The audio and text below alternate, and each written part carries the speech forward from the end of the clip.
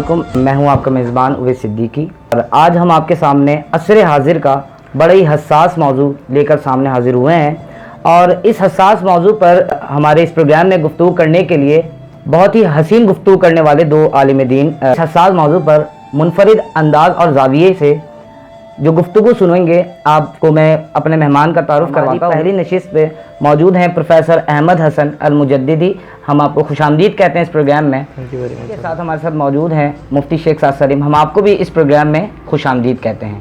آئیے اب ہم اپنے سوالات کی طرف آتے ہیں۔ اس نشست کا پہلا سوال یہ ہے ڈاکٹر احمد حسن صاحب سے۔ ابھی آپ بھی دیکھتے ہوں گے اور میری نظروں سے بھی گزرا، جو تحریکیں ابھی چل رہی ہیں، ان تحریکوں کی ضرورت کیا ہے عصر حاضر میں، اور کیا ان کے لیے مذہب رکاوٹ بنتا ہے؟ ان کے بارے میں ذرا ڈاکٹر صاحب ہمیں ذرا بتائیے آپ۔ اچھا، جس تحریکوں کی آپ طرف اشارہ کر رہے ہیں اس میں اس وقت سر-دست جو تحریک ہے وہ ہے وومن مارچ کے حوالے سے نا، بالکل صحیح فرمایا آپ نے۔ اور اگر آپ عورتوں کی تحریکوں کی بات کرتے ہیں تو یہ صرف پاکستان میں نہیں ہے، بلکہ پہلے دنیا نے اس کا سبق سیکھا ہوا ہے۔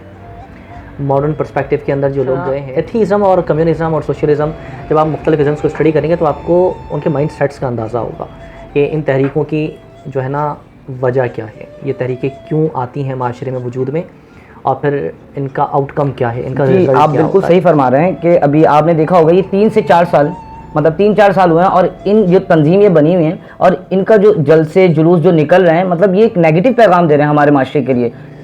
دیکھیں آپ کہتے ہیں نگیٹو ہے کیونکہ آپ کا معاشرہ ہے ایک اسلامی معاشرہ، یعنی پاکستان کو ہم کہتے ہیں، اس سے لوگ کہتے ہیں نگیٹو ہے، وہ تو کہہ رہے ہیں ہم رائٹ پر ہیں اور وہ اپنے حقوق کے لیے نکلے ہوئے ہیں۔ تو کیا مرد حضرات عورتوں کو حقوق نہیں دینا چاہتے؟ دیٹ از اے کویسچن، کہ کیا ہمارے معاشرے کے مرد عورت کو حق نہیں دینا چاہتے، یا حق ملا ہوا نہیں ہے، they don't have their rights? یہ کویسچن ہے نا۔ اگر یہ نہیں ہے تو تحریک کی وجہ بنتی ہے۔ ہاں، میں آپ سے ڈس ایگری بھی کروں گا اور کچھ ایگری بھی کروں گا ان مارچ والوں سے۔ میں ان عورتوں کے ساتھ ہوں اور ان کو سپورٹ بھی کرتا ہوں اور ان کی حمایت بھی کرتا ہوں، اور ان کی حمایت کرنے کے لیے عوام کو بھی کہتا ہوں کہ جن کو حقوق نہیں دیے جا رہے ہیں۔ اسلام عورت کے حقوق کا علم بردار ہے۔ بالکل صحیح کہہ رہے ہیں آپ جو پرسپیکٹیو کی بات کر رہے ہیں نا کہ آپ نے کہا اسلام رکاوٹ ہے یا مذہب رکاوٹ ہے، مذہب میں صرف اسلام نہیں ہے، کرسچینٹی بھی آتا ہے، ہندوازم بھی ہے، جوڈائزم بھی ہے، دنیا میں کتنے مذاہب پائے جاتے ہیں، اور ہر سوسائٹی کے اندر اس طرح کی تحریکیں اور مارچز ہوتے رہے ہیں۔ تو کیا ہر مذہب رکاوٹ بنا رہا؟ تو اس کا مطلب یہ ہوا کہ ایک خاص سوچ ہے جس کو آزادی کہا جا رہا ہے، رائٹس کی بات نہیں ہو رہی۔ یہ آزادی کس طرح کی چاہ رہے ہیں اس کے بارے میں بالکل اس میں آپ تھوڑا سا ڈفرینس کریٹ کریں کہ عورت کو حق چاہیے، آزادی چاہیے۔ اصل موضوع یہ ہونا چاہیے نا گفتگو کا کہ عورتوں کو حق چاہیے، ان کے حقوق رائٹس چاہیے، یا ان کو فریڈم چاہیے۔ اچھا، اگر فریڈم کی بات کرتے تو مرد کو آزادی نہیں چاہیے؟ کیا صرف آزادی عورت کو ہی چاہیے؟ کیا مرد کو آزادی نہیں چاہیے؟ کیا معاشروں میں مردوں کے ساتھ زیادتی نہیں ہوتی ہے؟ کیا کہیں پر عورت ڈومیننٹ نہیں ہے؟ پاکستان کی تو ہسٹری کے اندر ہمارے پاس پرائم منسٹر ہیں یہ خاتون، اور پورے ملک نے ان کی سپرویژن کے اندر گورنمنٹ کو رول کیا اور پاکستان ترقی کرتا رہا ہے۔ بالکل، اور اس وقت بھی پولیٹیکل پارٹیز کے اندر آئیڈینٹیٹیز موجود ہیں، الیکٹورل لوگ موجود ہیں جن کے پاس یہ صلاحیت ہے کہ وہ قوم کی رہنمائی کریں۔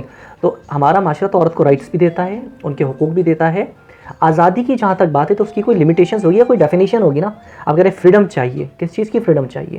آزادی چاہیے تو کس کی آزادی چاہیے؟ دنیا کی ماڈرن تھیوریز کے اندر کہا جاتا ہے کہ جب آپ کے ہاتھ کی آزادی میری ناک تک ختم ہو جاتی ہے، ٹھیک ہے، اگر میں اس سے آگے بڑھاؤں گا تو پھر آپ کی حدود شروع ہو جاتی ہیں، تو وہ لمیٹیشنز ہوں گی نا۔ تو یہ جو مارچز ہیں اس وقت کے، یا آپ کا ماڈرن ہاٹ ٹاپک ہے، ہاٹ ایشو ہے، اس میں آپ تو ڈسکشن اس پہ کریں میرے ساتھ یا لوگوں کے ساتھ کہ یہ بات رائٹس کی ہو رہی ہے یا فریڈم کی ہو رہی ہے، تب آگے بات چلے گی۔ بالکل، چونکہ ایک اسلامی معاشرے میں رہتے ہیں، یا آپ نے ازمس کی بات کی، مختلف دنیا میں مذاہب ہیں، تو انہوں نے کوئی نہ کوئی رول سیٹ کیے ہوتے ہیں، تو اسلام نے حقوق سیٹ کر دیے ہیں اور بہت اچھے حقوق سیٹ ہوئے ہیں۔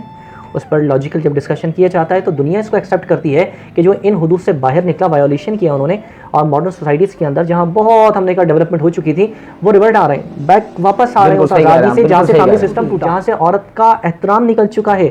بلکہ میں رپورٹس دیکھ رہا تھا کچھ، تو جو آپ کے بہت زیادہ آپ کہتے ہیں نا آئیڈیلائزڈ کنٹریز ہیں، وہاں پر ریپ کیسز سب سے زیادہ عورتوں کے ساتھ ان کنٹریز کے اندر ہیں۔ تو جہاں پر ہمارے معاشرے کی، ہمارے ریلیجن کی اگر آپ بات کرتے ہیں تو عورت کو پروٹیکشن دی جاتی ہے، اور ایسے رشتوں کے پیراہن میں اس کو ہیرا بنا کر رکھ دیا گیا ہے۔ ایک طرف بھائی پروٹیکشن کر رہا ہے، بالکل، ایک طرف فادر پروٹیکشن کر رہا ہے، ایک طرف اس کا سن ہے، ایک طرف اس کا ہسبینڈ ہے۔ سوسائٹی کی وجہ سے، ریلیجن کی وجہ سے نہیں ہے۔ اس کانسیپٹ کو نکال دیا جائے کہ مذہب رکاوٹ ہے۔ مذہب تو علم بردار ہے، عورتوں کے حقوق دلوانے کے لیے قوانین موجود ہیں، اور اس پر علم برداری کے لیے، امپلیمنٹیشن کے لیے ہمارے پاس عدالتیں اور ادارے موجود ہیں۔ اب کر کون نہیں رہا؟ ہمارے معاشرے کے ایلیمنٹس ہیں وہ۔ اگر عورتوں کو حق نہیں دے رہے تو ہم ان کی عورتوں کی حمایت میں کھڑے ہیں کہ ان کو ان کا حق ملنا چاہیے، بحیثیت ایک آزاد عورت کے معاشرے میں جینے کا حق اس کو بھی حاصل ہے، اس کو بھی کاروبار کرنے کا، آفس جانے کا، تعلیم حاصل کرنے کا، ڈاکٹرز بننے کا، انجینئر بننے کا، پائلٹس بننے کا، لیڈر بننے کا حق حاصل ہے، لیکن سرٹن حدود و قیود لمیٹیشنز کے اندر. جب بات آتی ہے نا حق کے ساتھ آزادی، یہاں ایک کوشچن مارک، آزادی کس چیز کی، کون سی آزادی؟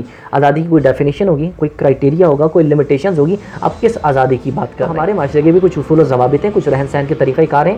اگر آپ اس سے آزاد ہونے کی بات کر رہے ہیں تو پھر یہ کوشچن کھڑا ہوتا ہے کہ کیا ہمارا معاشرہ، کیا ہمارے معاشرے کی 90% خواتین اسی آزادی کا تقاضا کر رہی ہیں جس کا تقاضا عورت مارچ میں ہمیں نظر آتا ہے، عکس نظر آتا ہے. اور آپ کے پاس ابھی لاہور کا واقعہ کچھ عرصے پہلے ٹک ٹاکر نے اپنے فیم کے لیے عورت کے تقدس کو نیلام کر دیا.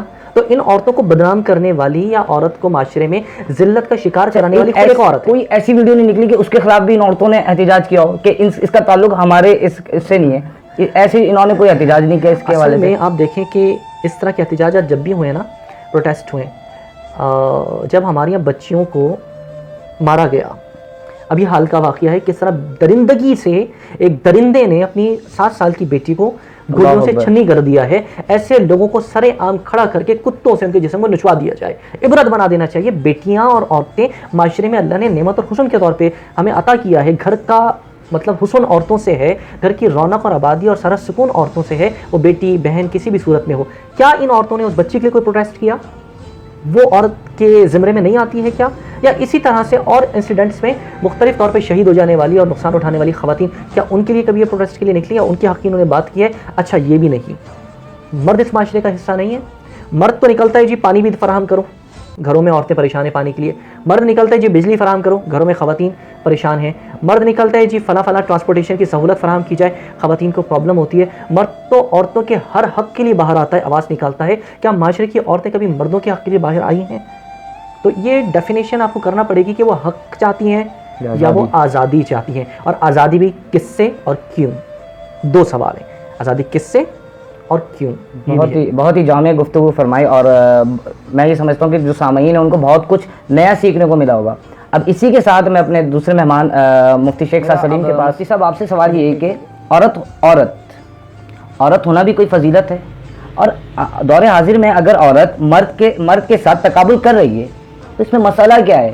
تقابل کر رہی ہے تو اس کی خرابی کیا ہوگی، اس کے نتائج کیا ہوں گے؟ اس کے بارے میں ذرا مفتی صاحب ہمیں ذرا بتائیے آپ. الحمدللہ الذی اکبر والصلاۃ والسلام علی سید البشر، اما بعد فاعوذ باللہ من الشیطان اللعین الرجیم، بسم اللہ الرحمن الرحیم. الرجال قوامون علی النساء قد صدقت یا رب العالمین. اولاً تو بہت ہی جامع معنی اور بہت ہی وضاحت کے ساتھ ڈاکٹر صاحب نے اپنے سوال اور زاویوں سے گفتگو فرمائی. اللہ تعالیٰ حضرت کا سایہ شفقت ہم سب پر سلامت رکھے. دیکھیں آپ کے سوال کا جہاں تک تعلق ہے کہ عورت ہونا بھی کیا کوئی خود فضیلت ہے یا نہیں، اور عورت کا مرد سے تقابل، اللہ رب العزت نے واضح طور پہ قرآن مجید فرقان حمید میں ارشاد فرمایا کہ الرجال قوامون علی النساء، کہ مرد جو ہیں وہ عورت پر فضیلت رکھتے ہیں، تقویت رکھتے ہیں. اور بہت سے قوامون کے معنی ادھر لیے گئے. باہر کیف میں بھی یہ عرض کر رہا ہوں کہ عورت ہونا بھی کیا کوئی فضیلت ہے یا نہیں. دیکھیں عورت کی ایک اپنی حیثیت ہے، ایک اپنی ویلیو، ایک اپنی قیمت اور وقت ہے شریعت میں نا. عورت اپنا تقابل کر کیوں رہی ہے؟ عورت کو اللہ نے جو فضیلت دی ہے نا، اس کا تو انداز ہی بہت مایہ ناز ہے. یہ عورت اگر ماں بنے، جنت کو تمثیل کے طور پر نبی علیہ السلام فرمائے کہ جنت جو نہیں تو ماں کے قدموں تلے ہے. ٹھیک ہے نا. یہ عورت ماں بن رہی ہے تو اس کے ماتھے پہ اگر اس کی اولاد بوسہ دے دے تو حدیث کی روشنی میں یہ بوسہ دینا جہنم سے بچنے کا ذریعہ، وسیلہ اور سبب بن رہا ہے. یہ عورت ماں بن رہی ہے، اگر اس کی اولاد اس کو پیار کی نگاہ سے دیکھ رہی ہے تو مقبول حج کا ثواب مل رہا ہے. یہ عورت ہونا کتنی بڑی فضیلت ہو گئی. یہی عورت اگر بیٹی بن رہی ہے تو اللہ کی رحمت قرار پائی. یہی عورت اگر بہن بن رہی ہے تو بھائی کا فخر، مان اور غرور قرار پائی. اور یہی عورت اگر بیوی بن رہی ہے تو شوہر کی ایمان کی محافظ قرار پائی. تو یہ عورت ہونا تو خود ایک بڑی فضیلت ہے. اور دیکھیں جہاں تک تعلق ہے آپ کے سوال کا کہ عورت کا اگر مرد سے تقابل وہ کر رہی ہے اور اگر وہ برابر آ بھی جاتی ہے تو اس کے نتائج اور اس کی خرابی کیا ہے نا. الرجال قوامون علی النساء، یہ مسلم قانون ہے، یہ قدرت الہی ہے، یہ نیچر ہے کہ اللہ نے مردوں کو تقویت دی ہے، قوت دی ہے، طاقت دی ہے، فضیلت دی ہے. کس پر؟ عورتوں پر. اب میں آپ کو یہ ایک سوال اور اس کے نتائج اور اس کی خرابی نا میں اپنی پرسنل لائف کی ایک ایگزامپل سے ایک انسیڈنٹ ہوا وہ میں آپ کو شیئر کرتا ہوں. دیکھیں میں جا رہا ہوں، میں بالکل اپنی ریئل لائف پرسنل لائف کا بتا رہا ہوں. میں جا رہا تھا، ٹھیک ہے، مجھے ایک کار نے ہٹ کر دیا. اب کار نے ہٹ کیا جناب، بھرپور طریقے سے ہٹ کیا. ہم اٹھے سنبھلے، اللہ نے بڑا فضل کیا، اللہ نے بچا لیا. ٹھیک ہے. سبحان اللہ. اب لوگ جمع ہوئے, ایک جمع غفیر ہے, سب کی نگاہیں کار پہ جمی ہیں, جناب نکلے تو صحیح, ٹوٹلی غلطی جو ہے وہ اپوزٹ سائڈ کی ہے, سب نے متوجہ ہونا ہے اس کی طرف. اب جناب کوئی نکلتا ہے محترم کون ہے, تو دیکھا کوئی محترم نہیں ہے, بلکہ محترم نے بہت ہی اچھا سوال اس میں انکلوڈ کیا. دیکھیں عورت کا مرد سے جو تقابل ہے نا, عورت اور معاشرہ یہ سمجھ رہا ہے کہ یہ عدل ہو جائے گا, یہ انصاف ہو جائے گا, یہ عورت کے ساتھ ظلم ہو جائے گا.